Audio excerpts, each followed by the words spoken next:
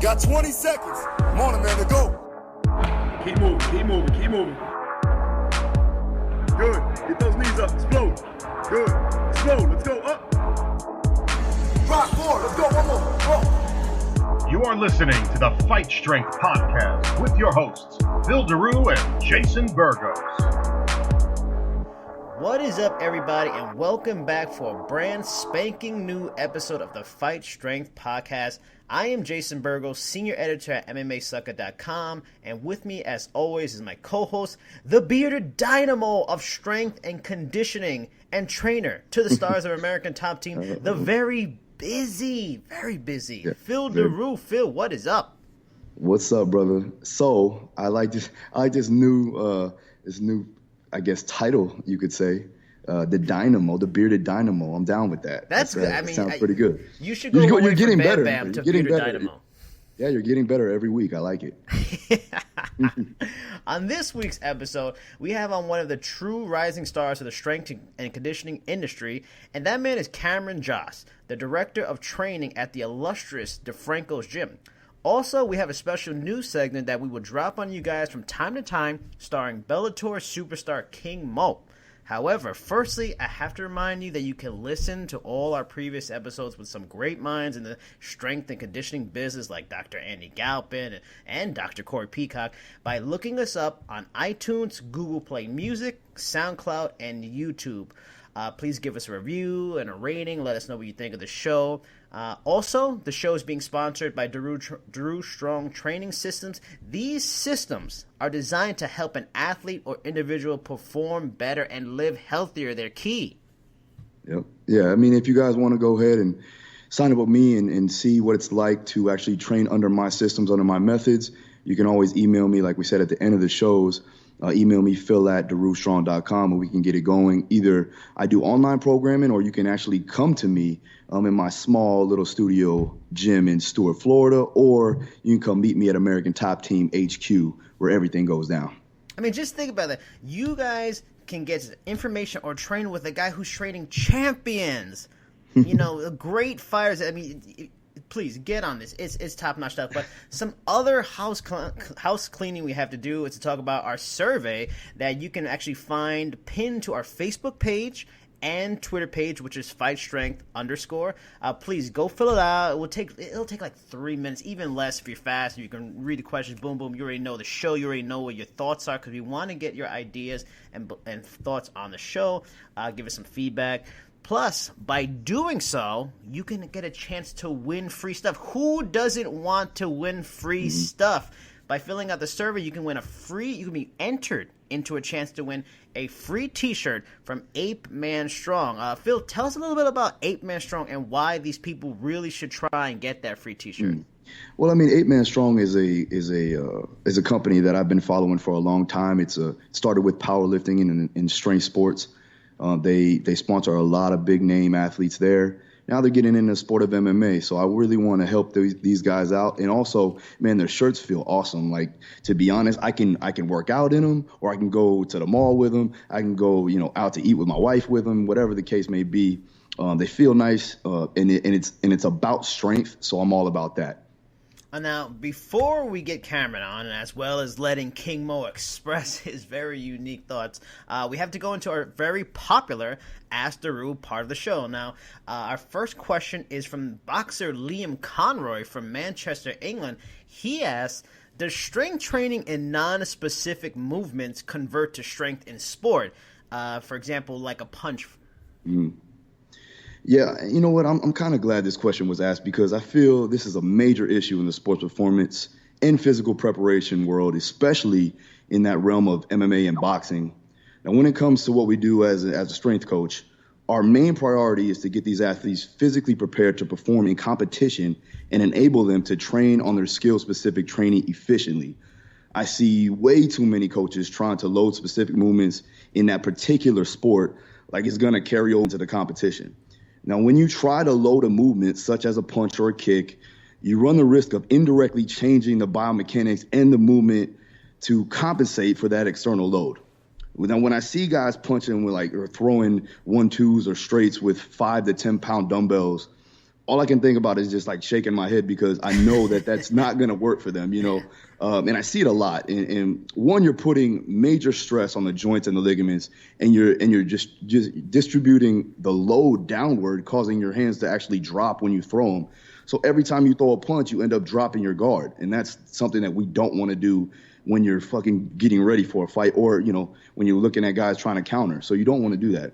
The same thing with weighted kicks, with the ankle weights. This will automatically make you change your hip positioning in order to throw your kicks, making your entire movement unloaded become more compromised.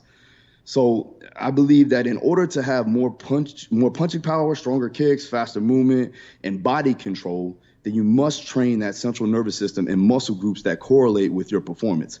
When we're talking about squatting, deadlifting, overhead pressing, weighted carries, any core work that will transfer over highly into the sport due to the similarities of the biomechanic patterning. Now, you know, we don't want to try to reinvent the wheel. You do want to do moves and exercises that will get you stronger, more powerful, and of course get you faster, because obviously we know speed kills. Mm-hmm. And that will be the compound movements that stimulate full body performance. That's it, plain and simple. Well said. Now, our next question is from Jackie Diaz from Florida. She asks, what exercises do you recommend for athletes who are hypermobile and looking to fight in MMA to keep their joints from dislocating? Okay, so first of all, I want to thank Jackie, because that's one of my girls, one of my athletes that I like to train. She's a CrossFitter, okay, and we're trying to get her into some MMA. So I'm going to go ahead and answer this for her directly, but like when an athlete or a fighter has crazy amounts of mobility and flexibility, I make sure I always go by that joint by joint approach. When you understand this, it'll be easier pretty much to implement a plan to make sure your athlete is safe from injury and adequately ready to withstand load and impact. Now, we want to always stiffen joints that need to be stiffened, obviously, and we want to mobilize joints that need to be mobilized. It's pretty simple. Your ankles and hips and thoracic spine need to move freely without any stiffness in order to have optimal fluidity with capabilities of athleticism. Your knees, your lumbar spine, and your cervical spine need to be stiffened enough to bear load and strong enough to stabilize fast movements like cutting and things like that, moving laterally in and out.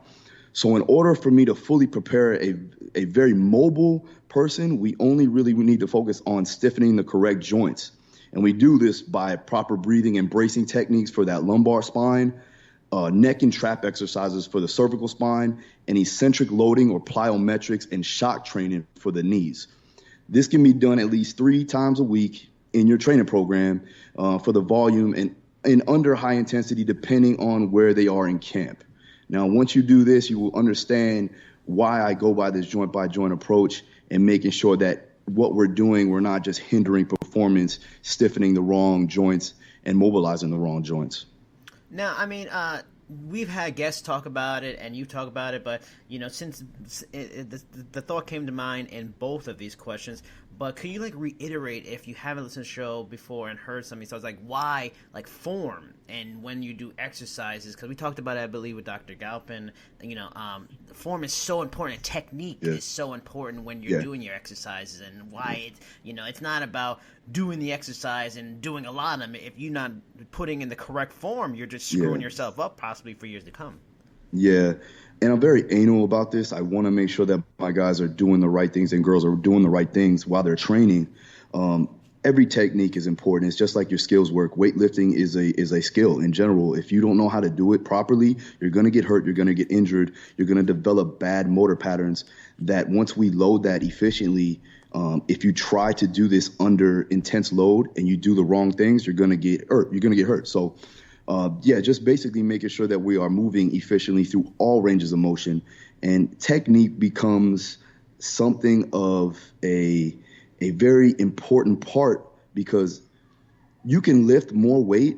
Let's put it in general like this. When I was in high school, I really didn't know how to squat. I mean, I knew how to squat, but I didn't know how to root myself into the ground, grab the ground with my toes, externally rotate my hips, spread the floor apart, keep my back nice and tight, and grab that bar as tight as I can. And this is why I left pounds on the bar.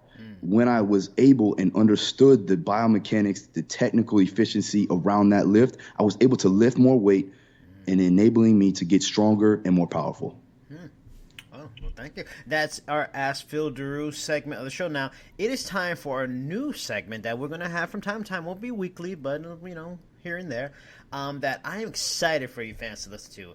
King Mo is a man who speaks plainly. If you want some real talk with the BS removed, he's got some for you. And this week, Mo has some thoughts on the public reaction to Daniel Cormier's emotional loss at UFC 214, because it is time for the King's Proclamation. Your Highness, they await you. Hey, what's up, man? It's King Mo. Hey, I'm the cool, man. It's easy for fans and people that ain't ever sacrificed shit to talk down on a man after he lost the fight. My boy Daniel put it on the line since he's in elementary school wrestling, middle school wrestling, high school, college wrestling. You know what I'm saying? He went overseas, representing the United States of America in wrestling for the Olympics twice. He laid on the line for John Jones. John Jones is a hell of a champion. So is Daniel. But, I don't see how people would laugh at him and make jokes about him after he cried after that loss. You know what I'm saying? He sacrificed, his body. He sacrificed the time with his family. He sacrificed holidays. You know what I'm saying? To go out there and compete. Granted, he chose to do it, but he went out there to compete for his family and to compete and put on a good show for the fans, y'all, which y'all are watching. It's it's easy for people on the outside looking in to poke fun and make fun of people when they fail, but is it a good thing to do? Think about your kids. You know what I'm saying? If you have kids, you know what I'm saying, they fail. Do you laugh at them? No, you tell them to shake it off and keep on trying to improve and be a better person. Keep trying to accomplish them goals. For all those people out there laughing, making fun of my boy Daniel, why don't you go out there? This is so easy. MMA is so easy. Why don't you go out there, find a gym, go train, learn MMA, take a fight. And if you want, call me, you know what I'm saying? Call me. I'll come corner your ass and watch you fight, you know what I'm saying? And you'll realize how hard this shit is. You know what I'm saying? Combat sports ain't an easy game. And it's not safe because it's not guaranteed we're going to leave the cage or the ring the same. Look at Magomed Abdul-Salam, Pritchard Falone, Jared McClellan. They went out there as soldiers, left it all on the line, and left in a vegetable, you know what I'm saying? Left the vegetables blind. You know what I'm saying? They ain't the same person. Look at Ali, all those years of battling. You know what I'm saying? He ended up having Parkinson's. Y'all need to reevaluate yourselves, you know what I'm saying, and think about what's real and what's not. Because what y'all doing to my boy Daniel and other fighters that might be losing here and there, that shit's not real. I'm out. Now I would like to welcome on our guest. He's a highly respected name in the strength and conditioning industry. You can read several of his articles he has written for EliteFTC.com about his theories on training. He has a master's in sports science, and he's the director of sports performance at the world-renowned DeFranco's gym. He is Cameron Josse. Thanks so much for coming on the show today, Cameron. Yeah, thanks so much for having me. It's definitely a pleasure to be here. Yep.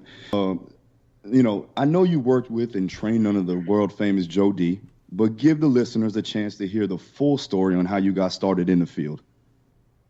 Yeah, for sure. It's actually a cool story because I started out at DeFranco's gym as a client. So Joe used to train me when I was an athlete back when I was in high school.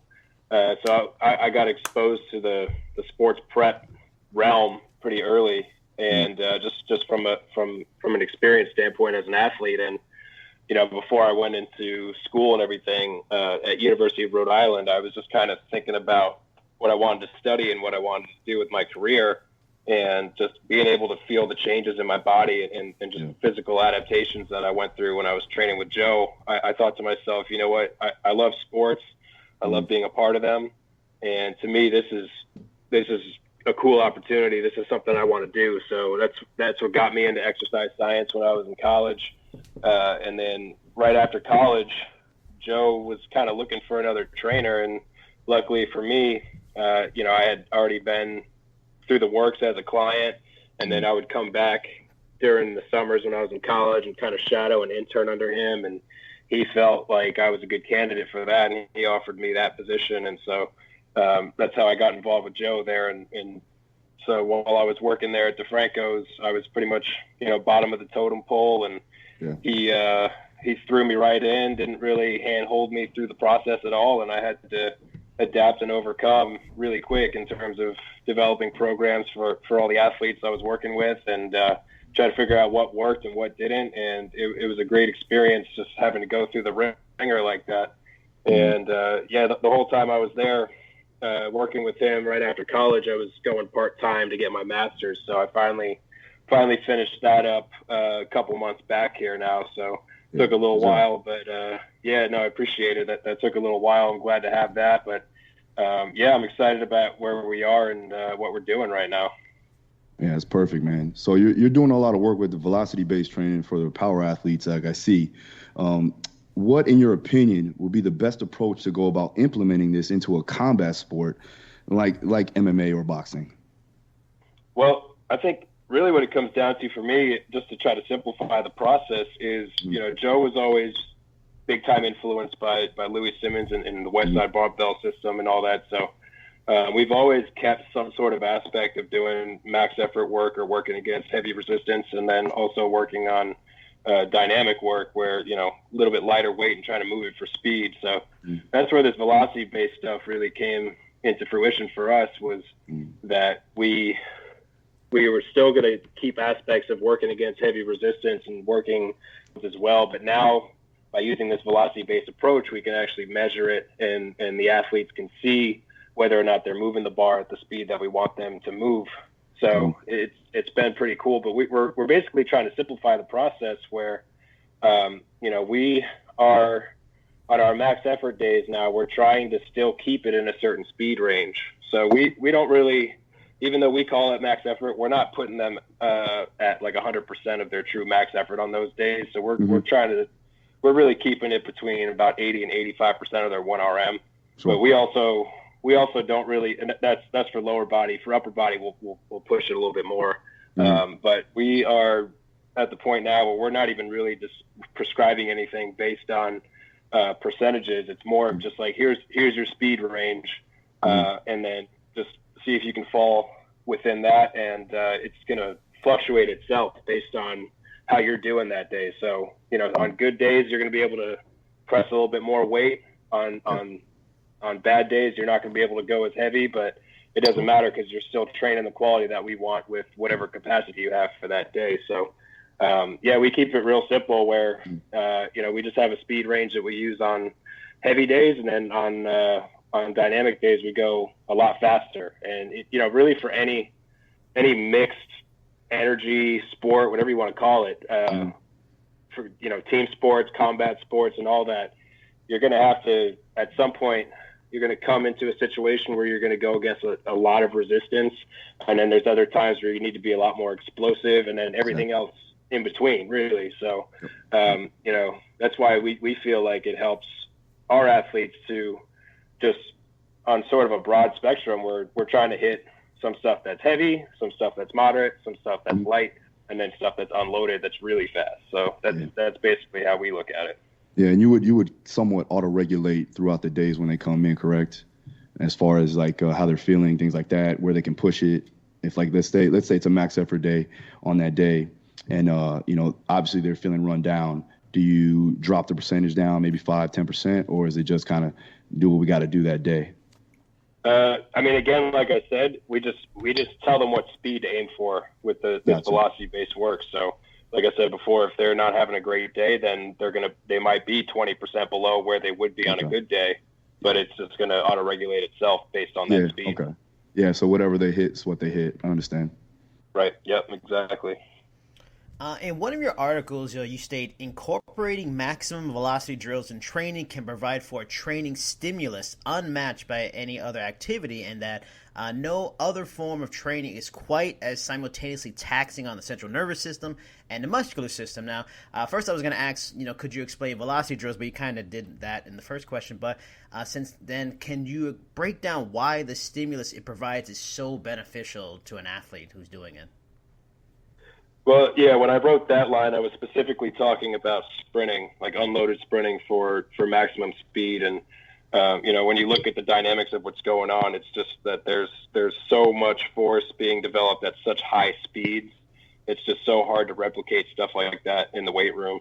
So that's really what I was referring to there. And the same thing really, you could argue is fairly similar in really any discipline, is that, in that specific competitive environment where you're going at full speed as much as you can do, it's hard to always replicate that in training. But that line was really specifically referring to maximum sprinting, and just by looking at the research, how it's hard. There's really nothing else that can match the intensity of what your body's doing as a whole, and just how every single muscle is really being used when you're sprinting, and how some have to be relaxed, some have to be firing fast, and the coordination involved with it just makes it, the nervous system is just so heavily activated during that. Whereas a lot of other activities in the face of resistance and things like that will not activate the entire body to the same degree as something like that, where you're unloaded, moving as fast as you possibly can.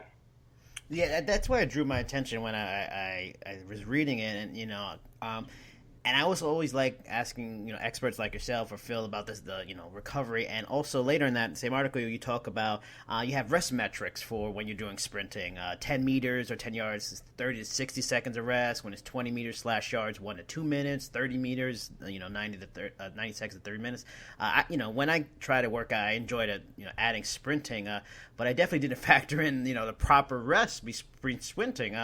I'm sure some people like to push the envelope in any workout, hoping to maximize it. Could you explain why, for sprinting specifically, or maybe even more, things, why appropriate rest in between each outing is so important? Yeah, absolutely. So anytime you're trying to go as explosive as you possibly can, whether it's lifting the most weight you can lift, or jumping as high as you can, or sprinting as fast as you can, you really just, by definition, if you're in the face of fatigue, you're not going to be able to produce your maximum output. So that's why it becomes important to make sure your rest times are sufficient when that's your training goal. If your goal is to push the upper level and the upper limit of your explosive capability or your strength capability, speed, whatever it might be, you have to make sure that you have enough rest to, on every single rep, on every single set, you can give your absolute best effort and highest intensity that you can. And that's really the only way to continue to push the ceiling higher. And that's why if you're performing this work, if you were to do sprints and not take a full recovery, you might be able to sustain a similar speed for a couple reps. But inevitably, if you don't take a full recovery, you're going to start slowing down because fatigue is becoming present. So that's why you have to make sure that you're doing a little bit lower volume of that stuff, relatively speaking. You don't always have to do a ton of volume, but the intensity should be as high as it possibly can. Jason, don't worry about it. I know you don't run, and if you run, you're not running that fast. So you don't. I can run fast. I'm a small guy. We got to be able to run fast. Relax, bud. All right, so I had to break the ice a little bit there. Now, as a strength coach for multiple fighters, I believe in developing explosive power to help maximize performance as a whole. I've been seeing some videos on your Instagram, like variations of shock training and plyos and things like that. Can you give us a breakdown on your progressions, regressions, of proper jump programming, and how you assess your athletes before even deciding to test their jumping capabilities? Yeah, for sure. So really what it comes down to is can the athlete perform certain skills that we're looking for in certain jump variations? Because you can always find something to train a certain quality and regress further back and find something that they're able to do. And ultimately it comes down to if they can't do something as basic as a box jump, then maybe they should rethink their athletic career. But they're basically like the way we kind of do it is we'll start with real simple jumps like that, stuff like box jumps or basic small, like really low hurdle hops and things like that. But basically the progression that we typically do, if you're thinking about more earlier in the developmental process into later, is really just focusing first on single effort explosive drills. So, just doing a box jump, stepping back down, doing another one, just one effort at a time. Or you could be, throwing a medicine ball for distance or throwing a ball as high as you can. Sure. Just doing a vertical jump in place, things like that. During that period, you can also include, absorption drills where, stepping off a box and just learning how to land, because that'll set you up more as we progress into more true plyometrics and things like that. Yeah. And then really as we advance from there, we start incorporating some getting out of the vertical plane, and now we start entering some more horizontal based stuff, because that tends to be a little more difficult than just going in the vertical plane. So broad jumps, lateral broad jumps, you can go in all different directions that you want to do, focusing single effort on that. And then a lot of what we started playing around with too is incorporating some of our lifting with single effort explosive drills, doing some type of contrast training and things like that. That's really more for our guys that are definitely a little bit more advanced and more trained. But then, going forward from there, we're looking at developing multiple effort explosive ability now. So multiple vertical jumps in a row, or, hold a medicine ball and do a couple, 5 jumps in a row for height, 3 broad jumps in a row, just trying to work on, just going from one jump into the next and putting all that together. And then, basically as we start really getting advanced with some of the guys, that's where we start really playing around with multi-directional plyometric drills, whether it's long coupling like a broad jump where you have that deeper knee bend, or if we're doing more short coupling like a hurdle hop where you're trying to get fast off the ground.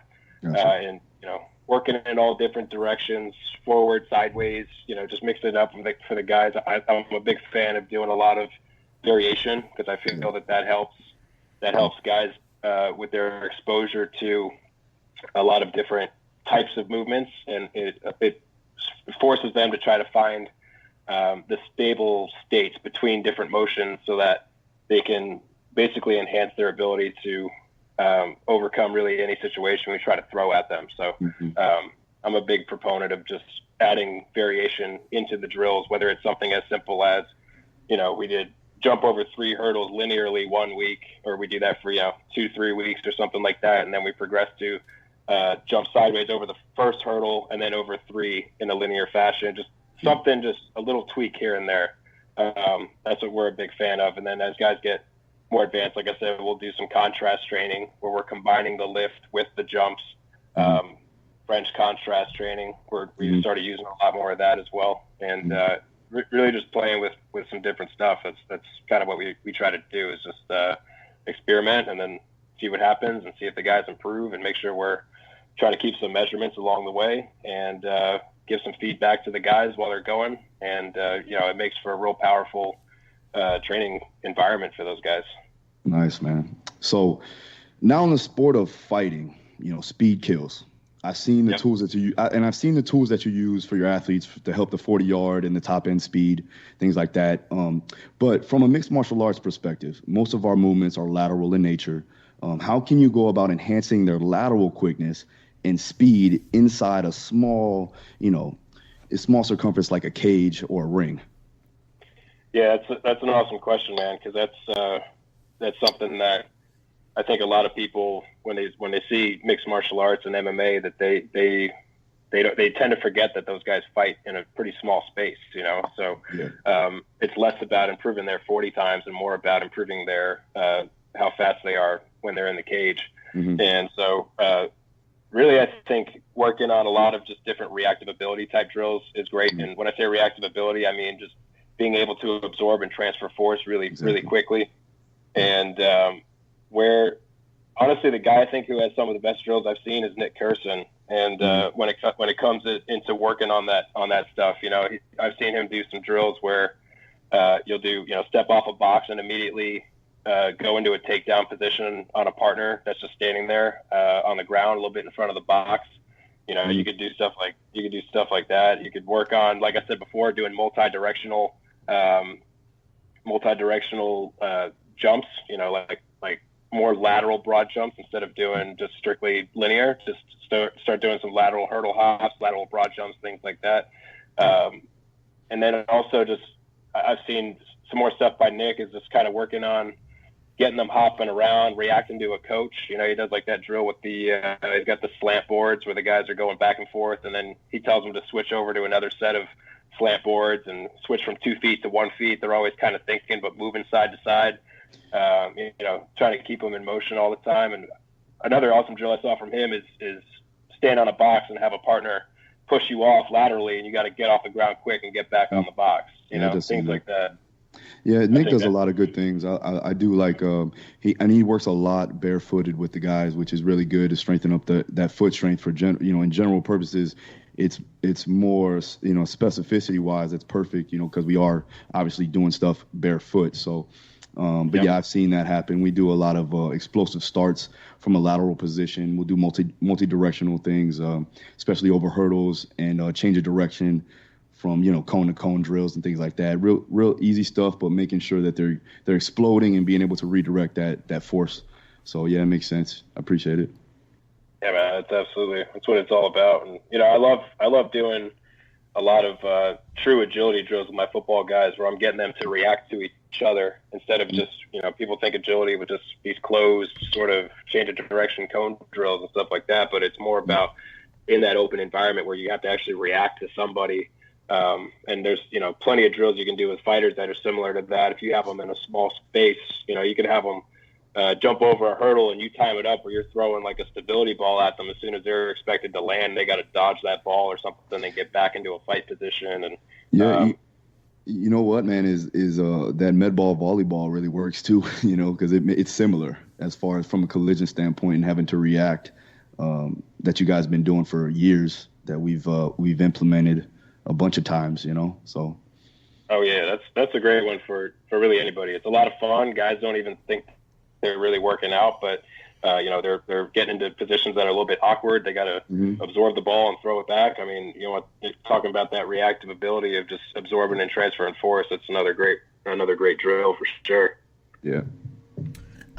You've been doing this a long time, and you know you learned under the tutelage of one of the greats, you know, ever in the industry. Have you ever encountered over the years that helped formulate your ideas and belief system, like a lot of misconceptions by other trainers, experts, or even athletes over the years?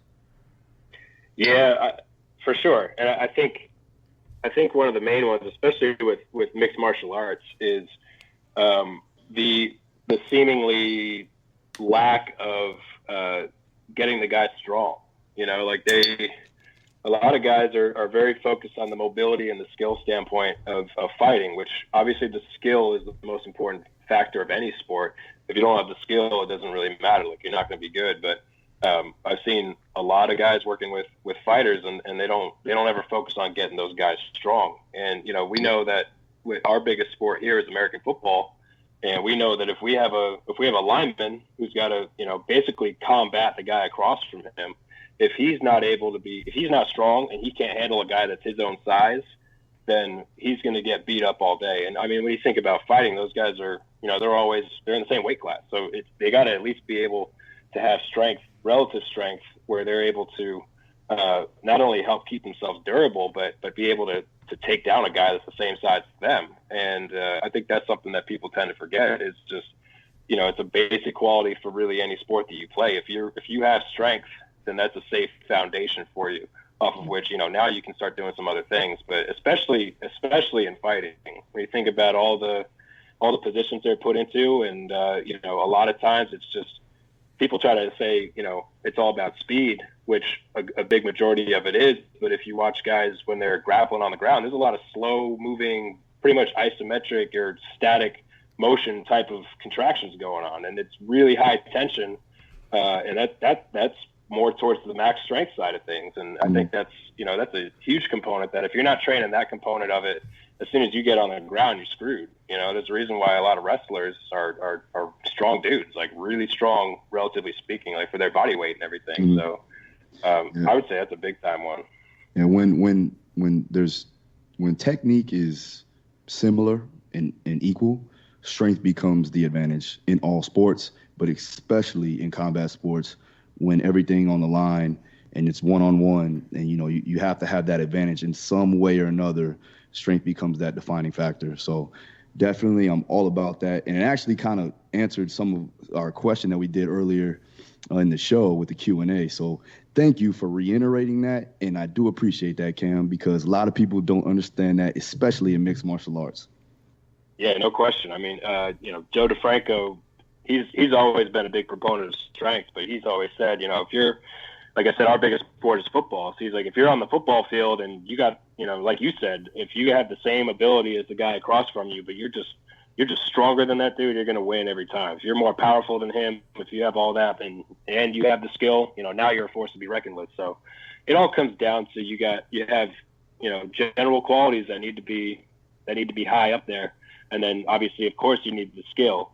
But, I always think it's easier if you have a guy who's really skilled and you can get him, a little bit stronger, a little more powerful, a little faster, he's going to be a threat. And, there's a lot of guys, obviously, when they make it to that pro level, they have the skill. So it comes down to how can they keep advancing that, but also what can they do physically to give themselves an edge. Now, since you both brought it up, the question came to mind. Let's say for an athlete or even a fighter, if there is a technical issue, if they work hard on strength, could they make up the issue of technique by being stronger? Is it being strong or speed like such a advantageous ability to have? Would it even help on that level? I think that's something you see at any pro level of sport. Going back to using the example of football, there's plenty of guys in the NFL that play safety or defensive back, and they have really bad technique, but they're just so much faster than the guy across from them, they can make up for it. So, when the way we look at it at DeFranco's and just my mindset personally is that we need to improve across the board. So, I don't want to be the guy that says like my guy's technique sucks, but he's just stronger than you. Like I don't want to have to say that, but I think at any sport, if you are physically just on a different level than that guy, then automatically you have a little bit better of a chance. But the same argument can be made vice versa, where maybe I'm not as strong as you, but my technique's way better and I can put you on the ground just because I have better technique. So, I think it can go either way. And there's a lot of guys at every level of sport that they're either physically just dominant or they're technically dominant or they're both, and they're one of the best, in the world. So I think it just comes down to making sure all facets of preparation are taken care of. Now, another one of your pieces, on the topic, you mentioned how sometimes athletes are confused on what should be the focus of their training. Speed, should it be power, or should it be strength training? Then they get different ideas from other trainers. What are some tips you can give to younger athletes out there to guide them in a direction of what is proper for them? And trying to find that right balance to turn them into a complete athlete. What are good sources if they don't have or can't afford professional trainers?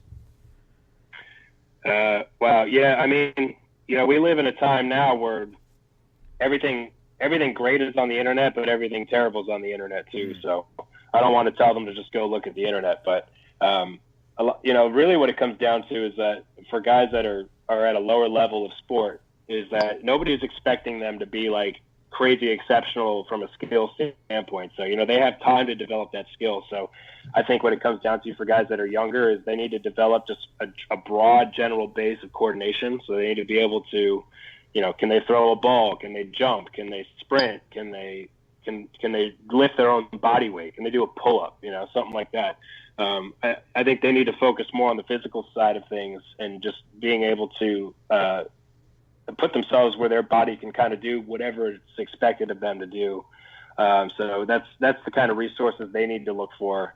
But at the same time, you want to make sure that your coach in whatever sport you're doing is teaching you the right technique in whatever sport you want to take too. So, it's hard to recommend any one list of resources, but if guys are looking for ways to train for fighting, we got the Daru website there. You guys are a good resource for them. So, I think it's just about people like us, the people that understand what's important and we're passionate about what we do. We need to make sure that we continue to educate ourselves, but then at the same time, we need to go out and help get on, platforms like this where we're on a podcast talking about it. Hopefully people are listening to it and try to encourage them to know what's good for them and what's probably not good for them. So, I think it's just about continuing to try to educate everybody out there. And it really does start with the young athletes. Like they definitely need the most education, and their parents need the most education and all that. But, unfortunately with the way the internet is everything's out there. People don't really know what to do. I think it all just comes down to getting the right voices out there and trying to help just continue to educate in the right way so that these, salesmen or whatever you want to call them, start kind of dwindling away and they stop messing with kids' development. Yeah, true. Well, it makes sense, man. I like what you're doing out there. You're innovative, but you're also sticking to the basics in some points. And it's definitely good to see a person of your stature, especially coming from, Joe DeFranco's and running DeFranco's now. We're definitely appreciative as far as from a coaching standpoint, from a strength standpoint. We need more people like this, and we need to be able to, converse and talk shop whenever possible. So I do appreciate you coming on, and whenever you're available, if I'm ever in New Jersey, which I may possibly be for UFC 217, I'll be in New York, so I may stop by and come holler at you. We could talk shop there, but thanks again for coming on, man. I do appreciate it. Yeah, man, it's been great. And yeah, like you said, it all starts with discussion, man. We just need to start discussing things. We need to stop arguing. I think a lot of coaches argue too much without actually discussing, and they don't attack the problem. They attack each other, which that's not what we need. That's, save that for the fighters in the ring. They can attack each other. But if you're in Jersey, definitely come by. We're right by New York, so we're in East Rutherford here, and definitely come by. We'd love to have you. All right. Cameron, is there any, social media, Instagram, Twitter, Facebook, anything you like to plug, so people can follow you if they're not already, so they can, glean some information off of your, wealth of knowledge? Well, wealth of knowledge. I appreciate that, but I'm always trying to continue to educate myself. But basically, what I do with my social media is I treat it as a digital journal. So I just post everything that I do on there, and people can take it or leave it. But everything I do is posted on there on my Instagram and my Twitter, both of which the handle names are at Cam Josse, just at CAMJOSSE. So if you're curious about what I'm doing or want to see some videos of things, that's where you want to go check it out right there. And I'm in the process of trying to put a website together just for my own blogging and things like that, but it's not quite up yet, but I'll let everybody know when that's up. But definitely on my Instagram and Twitter, that's where you can find all the content of what I'm doing. Phil, your social media, let them know.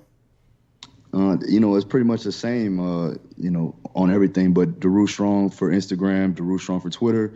And like I said, if you want to do that online programming, get at me at, email me, phil@darustrong.com. You can check out my website there, darustrong.com. Everything is simple. Also, you can follow the show on Facebook. You can look us up on Twitter at FightStrength_. Also, since, you might be in Jersey, Phil, and you don't think I can run, I think we should have a sprint off. You don't want that life. Come on, man. You got that muscle. I think we should have Cameron be the ref. Three-run sprint off. Relax. I played strong safety in college for Alabama State. I still know how to run. I still have some athleticism. Just because I'm a beat up, fighter now, and just a semi, I'm not gonna say fat, but a bigger version of myself as a power lifter, I can still beat you in a race backwards. If you want to do it, we'll make it happen. It'll be October, and I'll be wearing shorts in November. I don't care to do it. You're not going to do it. You can wear whatever you want to wear. Black spikes, whatever you want to do. I'm going to wear a sleeveless shirt. You can see my muscles, too. What's up? All right. And the headband and scrunchy socks, because we know how you get down like the 80s, baby. Hey, that'd be pretty beast if he beat you in a sprint dress like that, though.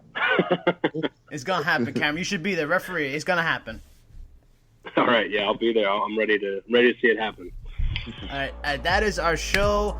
Thank you so much to Cameron Josse. Really appreciate him coming on the show. I am Jason Burgos. He is Phil Daru. Check us out for episode 10 next week. Thanks, everybody, and bye-bye.